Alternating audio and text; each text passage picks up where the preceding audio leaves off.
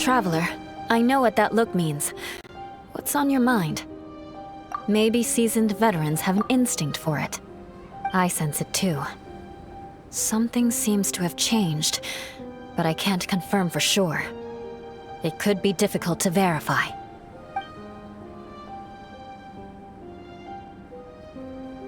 It might be imprudent to speculate out loud, but I believe you know what I am referring to.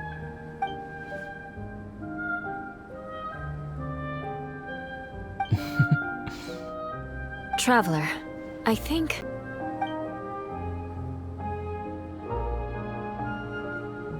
you...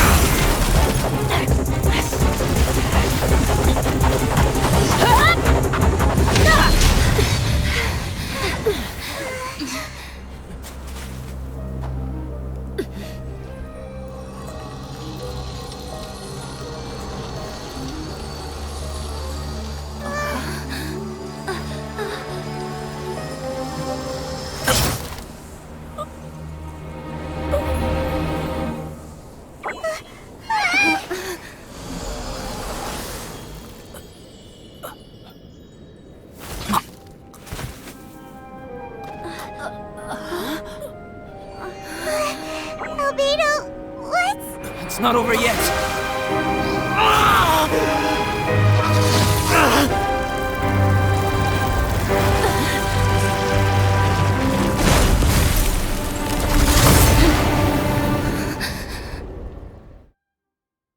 Brace yourselves.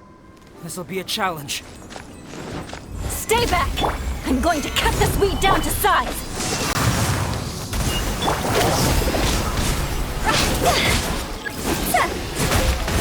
This is order. Stabilize.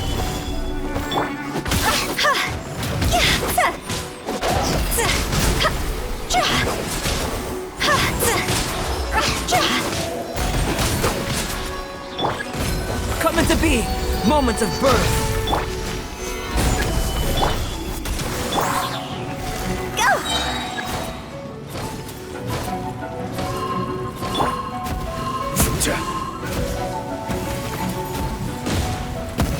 Stabilize!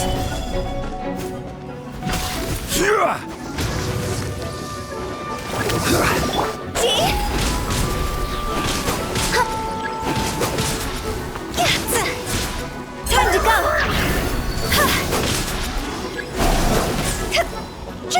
go! Order guide you. Stabilize!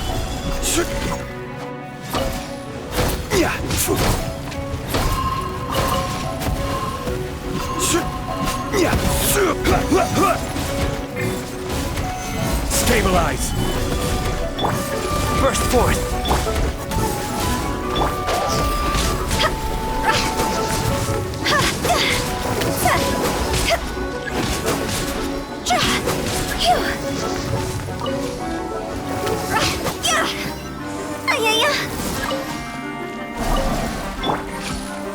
Stabilize!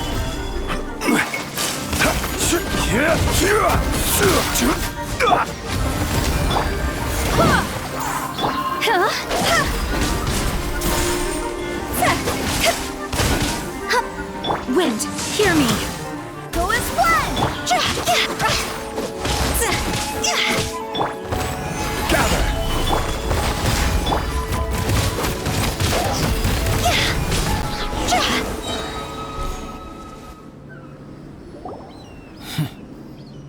What in the world was that thing?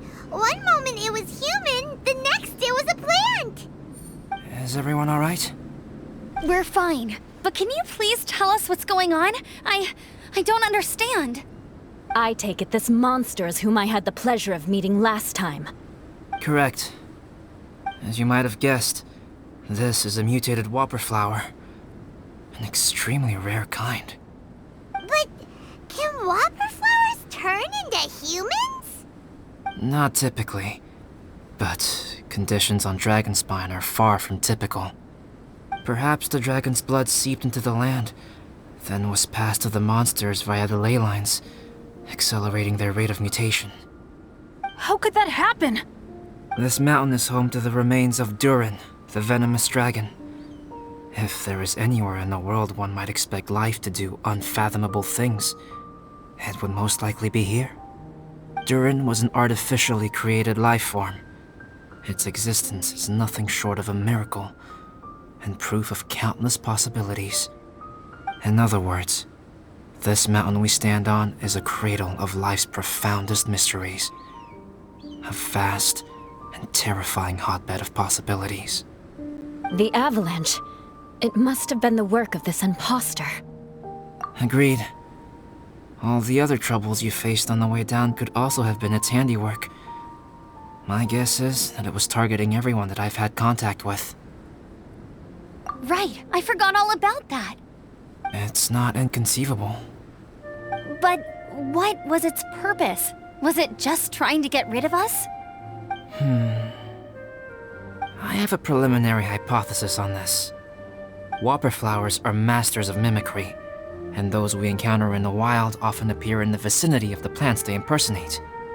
In other words, the whopper flower likely has an instinct to replicate and replace. As a plant, it will disguise itself as another plant and infiltrate the group, hiding among them for cover. The plant being imitated has no way to detect or fight back against this behavior. But when it disguises itself as a human, It wanted to replace you and infiltrate our group? yes, maybe it created the avalanche to get rid of us. I predicted this eventuality, so I availed myself of the avalanche to hide and lure it out. It was watching us the whole time, and when it saw that I had disappeared, its instinct was to take my place. At that point, its disguise was complete, and its next move was to hunt its prey. Yes, that's exactly how whopper flowers operate. So when it approached and attacked Joel, what was that? A trial run? Perhaps. Or maybe it enjoyed posing as a human, and wanted to experience what it felt like to be human. We're fortunate to have discovered it in time. I think the Traveler was the first person other than Albedo to notice something was wrong. Traveler, how could you tell the real me and my imposter apart? I want to know too. I had no idea the other guy was an imposter. They looked exactly the same to me. I see. It goes to show how difficult it is to impersonate a human. This mutant whopper flower tried its best to replicate the original exactly, but still managed to miss some details. Unbelievable. To think that Dragonspine creates such terrifying possibilities.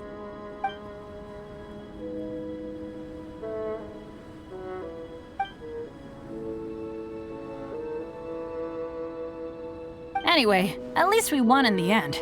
It looks like my method did work after all. I used up all the bad luck, and the good luck finally came through. About that. If you're referring to having fallen down the mountain and avoided injury, well, that's because I was secretly protecting you. Well, that still counts as good luck to me.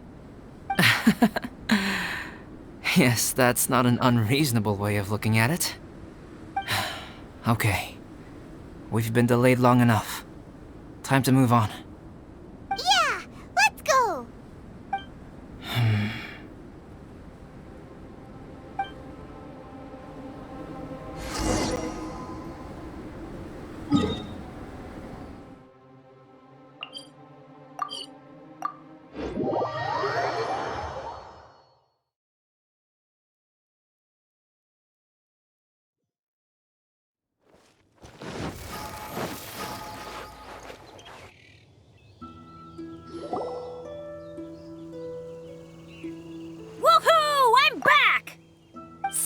doesn't seem to be here. He must have headed up the mountain. Let's wait for him here. Amber, are you feeling better? Yep, all good now. Nothing to worry about. I don't know what I'd do without you guys. If not for you, I'd probably still be locked up in that cage. I really want to thank you all properly, but I can't think how at the moment. Huh? You must be pretty used to being on the receiving end of people's kindness by now, though, surely. You probably need it often enough, given your situation. Come on, don't put it like that. Sure, plenty of people have shown me kindness before, but that doesn't mean I will ever take it for granted. No matter how many times people help me out in life, I will never forget any of them. Well, instead of repaying those who helped you, perhaps you could help others yourself. Everyone meets others in need from time to time. By choosing to be there for them, you're passing the kindness you received onto others. Yep, you're right. That's what I've always tried to do, and will always continue to do. Right.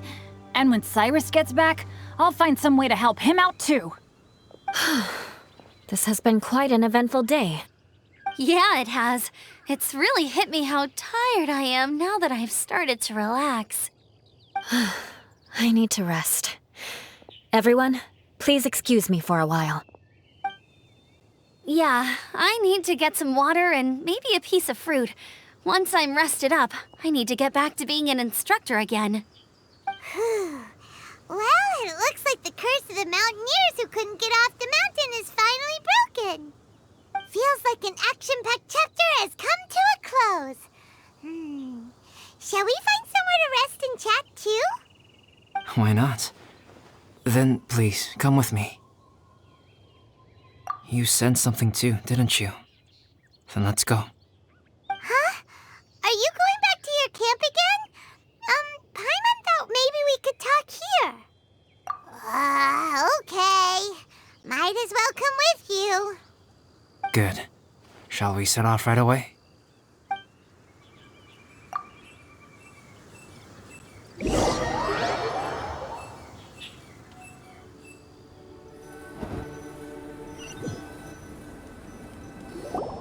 Sorry for bringing you back here once again. Some topics are best discussed in private. Is this about the imposter? That's right. I have to say, Traveler, I'm very surprised you noticed the difference between me and the imposter. Yes, this mark. Perhaps it's where it all began. Ooh, sounds like the beginning of a big story. Keep going.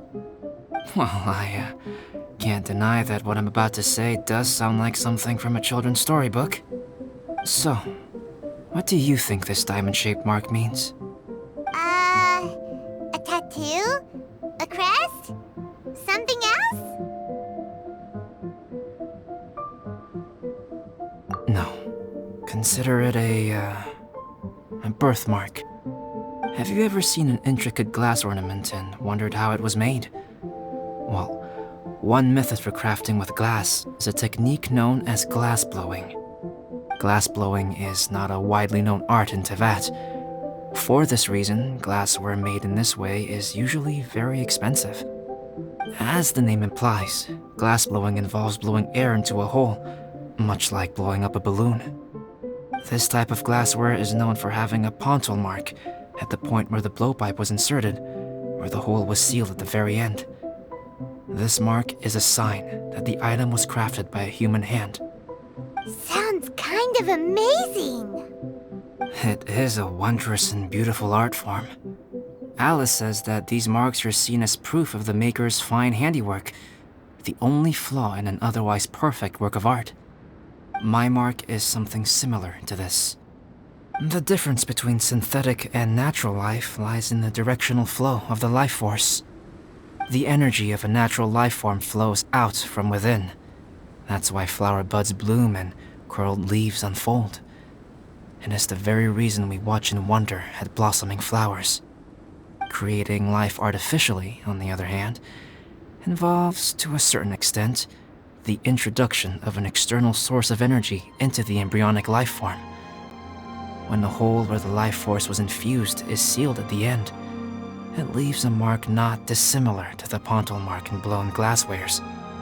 The alchemical substance drips and spreads out in all directions, resulting in this rather ingenious diamond shape. Wow! So that's where it came from. This mark is a sign of my artificial origins, and proof of my imperfection as a human. I presume that the impostor intentionally avoided replicating this mark, so as not to become less than perfect himself. You are fundamentally different from other people. I have few qualms about sharing my secrets with you. Just as Paimon said, it all sounds like a story. Even if you were to tell anyone else, they would regard it as nothing more than a tall tale. The transcendent and miraculous are not the only things to which human beings aspire. They pursue the everyday, the ordinary, to a far greater extent than I would have ever imagined.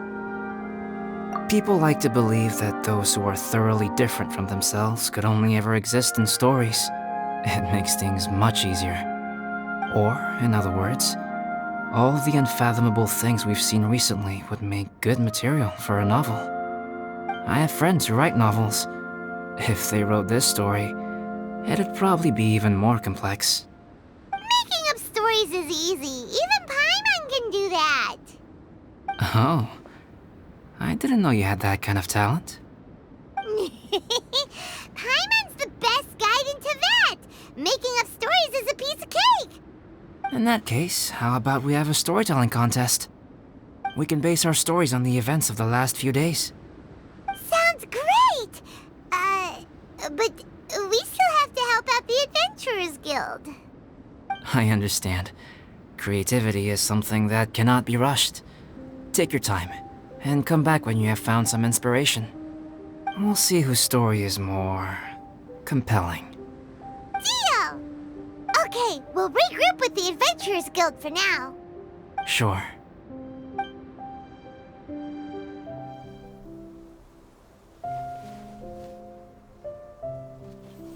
My story. Yes, I should have known. Master's failed specimen in the dragon's belly. This is where the story truly begins.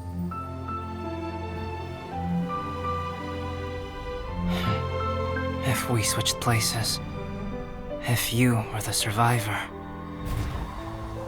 then as the abandoned experiment, the failure of the primordial human project, I'd want to replace you too.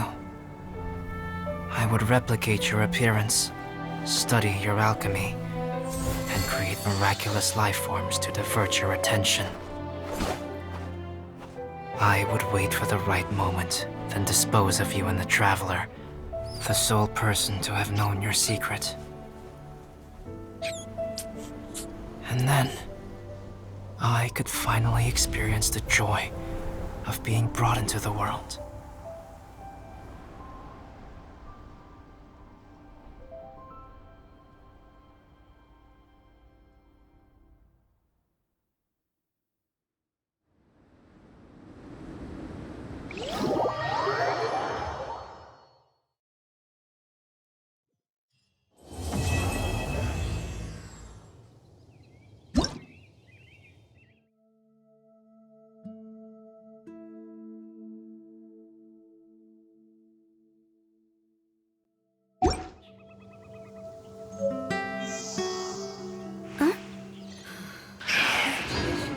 Trickier than I Toodaloo.